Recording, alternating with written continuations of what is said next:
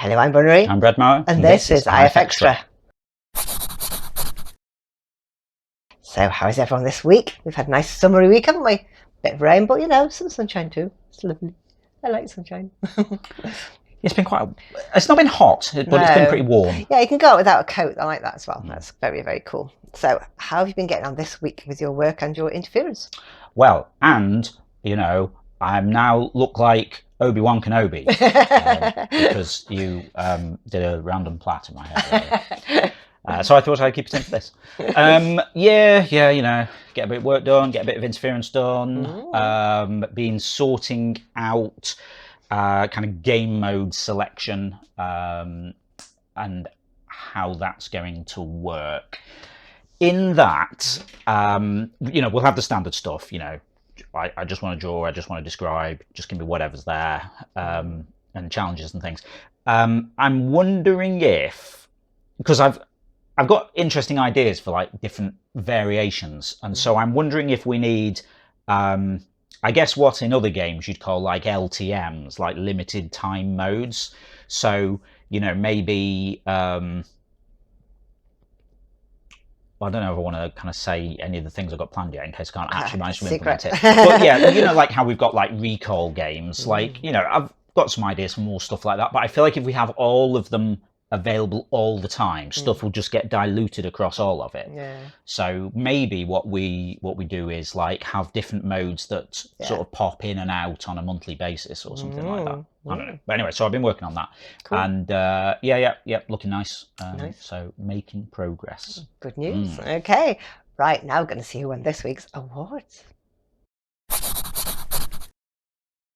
Pitch of the week this week goes to Heraklion for Elon Musk has another bright idea, but only in his head, calling it Space Tweet instead of SpaceX. That's genius. I love that idea. I think he should have called like Twitter Space Tweet instead of X. It would have been much better. Anyway, I like that. Brilliant. Well done, Heraklion. My favourite description this week was Knight fighting a dragon left his fireproof jacket at home by brass tacks. Yeah, that does look like a situation you don't want to find yourself in. Poor guy probably just popped out for a stroll thinking you wouldn't need it, and then suddenly, dragon. You know how it is. Nice work, brass tacks. Community pick of the week this week goes to Holy Fat One for hide Batman in your art. Oh, not only is that a very cute duckling, if you look really hard, just about see Batman. Nice work, Holy Fat. They were amazing. Awesome stuff there, as always. Now we're going to see what we were talking about last week in the forums. So, last week I said, have you ever had to give a speech or a presentation in front of people? How did it go? I used to hate doing that, you know. Until we did these videos and the Zeitgeist quiz. I used to hate it, but now don't mind at all.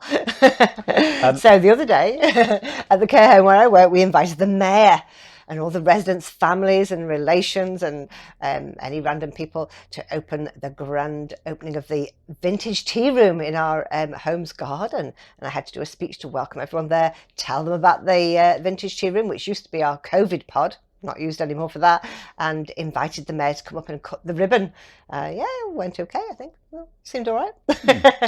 Yeah, you're very good at speeches now, because you didn't used to sort of have the confidence for it, but then like we did sort of like, well, you've done loads of quiz shows and things, so we've been doing these for years, and we've been doing Zeitgeist for years. But then also, like a few years ago, we went and started giving talks at EGX, like the Games Expo. That's slightly more scary. And like, you know, I'm used to standing up and talking in front of people because I used to work as a technical trainer for a bit. So I was teaching and things, but like you and Ferret haven't really done it before, but just got up on stage. It was great. Did really well. And then like we had people come up asking us things afterwards because they thought the talk was so interesting. So cool. That was cool. So yeah, it's interesting how you've kind of got into it now. And then like the other month, I guess, you were asked to open a shop, weren't you? You had to cut the ribbon at the new cancer research shop in town. And so just sort of got up, gave a speech and all this. No worries. Anyway, Nasty Norway says, I was in court and thought I held a rather good speech there. Wow. That's the kind of thing where you want to know more. What's the story behind all that? I feel like that story can go one of two ways. Is that going to be work or is that going to be something else? It can go one of three ways. Exactly. Yeah. Okay. Yeah, okay. Rouge Island says, I give regular talks about optometry to other optometrists on a regular basis, in person and virtually.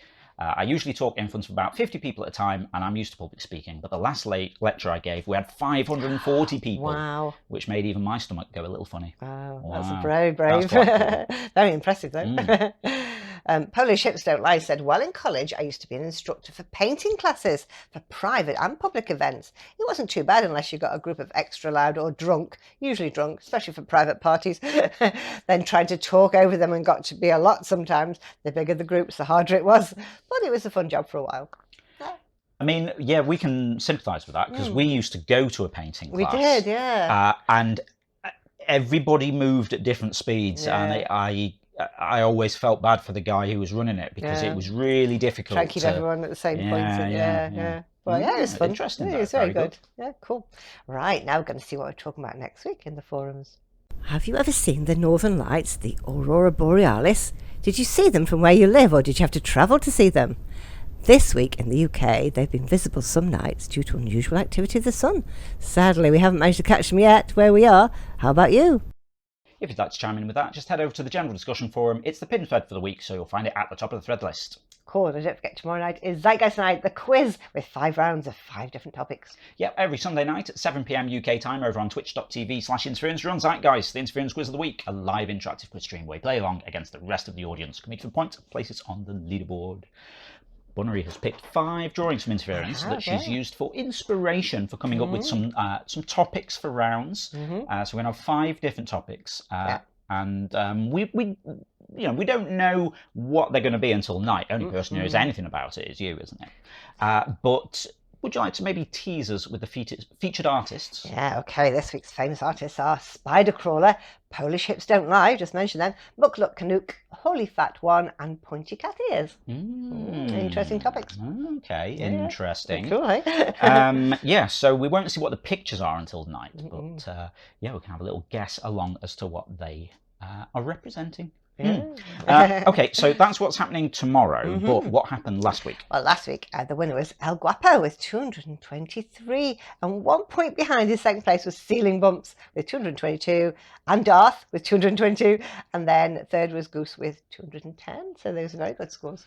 Yeah, so Ceiling Bumps had won 2 weeks in a row, and that would have been the third one, so we were waiting to see if there was going to be a hat trick. But maybe next time. El Guapo jumped ahead. Nice work. Okay, good stuff.